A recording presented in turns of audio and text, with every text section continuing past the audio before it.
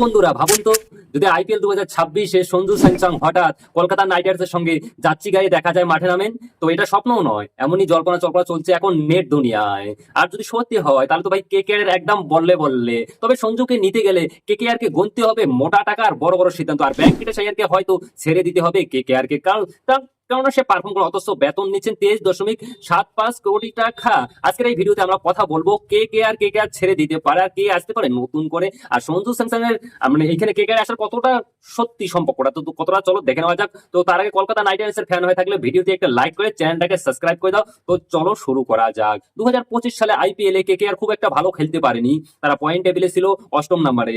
এই ফলাফলের পর অনেকেই বলতেছে বড় দলে রদবদল দরকার। প্রথম নাম যেটা আলোচনায় এসেছে সেটা হচ্ছেন ভেঙ্কটেশ আইয়ার। তিনি 23.75 কোটি টাকা নিয়ে দলে ছিলেন, কিন্তু গত মৌসুমে তিনি মাত্র 142 রান করেই প্যাকেট হয়ে গেছে। 11টা ম্যাচ খেলে এমন পারপস হয়ে তিনি থাকা খুবই করে। আকাশ চোপড়া পরামর্শ অলরেডি দিয়ে দিয়েছেন ভেঙ্কটেশ আইয়ারকে ছেড়ে দিলে কেকেআর হাতে থাকবে 24 কোটি টাকা প্রায়, আর এই টাকা দিয়ে সঞ্জু স্যামসং এর মতো বড় খেলোয়াড়কে কিনতে পারবে কেকেআর। আর সঞ্জু স্যামসং ইতিমধ্যে রাজস্থানকে হয়তো জানিয়ে দিয়েছেন তিনি থাকতে চাচ্ছেন না, তার কারণ রাজস্থানের সঙ্গে অলরেডি কিন্তু সঞ্জু স্যামসং এর মানে একটি সম্পর্ক ঠিক চলছে না, আর কেকেআর অলরেডি বড় অঙ্কের অফার দিয়েছে, আর সেই কারণে কিন্তু সঞ্জু স্যামসং আর রাজস্থানকে সাথে হচ্ছে। অন্যদিকে কেকেআর এখনো অধিনায়ক এখনো আজিঙ্কা রাহানে, তিনি 13 ম্যাচে করেছে 390 ম্যাচ রান করেছেন, কিন্তু অধিনায়ক হিসাবে ভালো খেলেছেন ঠিকই রাজিঙ্কা রাহানে, কিন্তু অধিনায়ক হিসাবে সেরকম সফলতা দিতে পারেনি। আর আকাশ চোপড়া বলতেছে কিনবো খালি অধিনায়ক বদল করলেই খুব হয়তো ভালো। আর সেই জায়গায় সঞ্জু স্যামসংকে যদি কেকেআর নিয়ে এসে, তো কেকেআর কিন্তু সঞ্জু স্যামসংকে অধিনায়ক করতেছে এটা কনফার্ম। তো দেখা যাক শেষ ম্যাচ যে সঞ্জু স্যামসং কেকেআর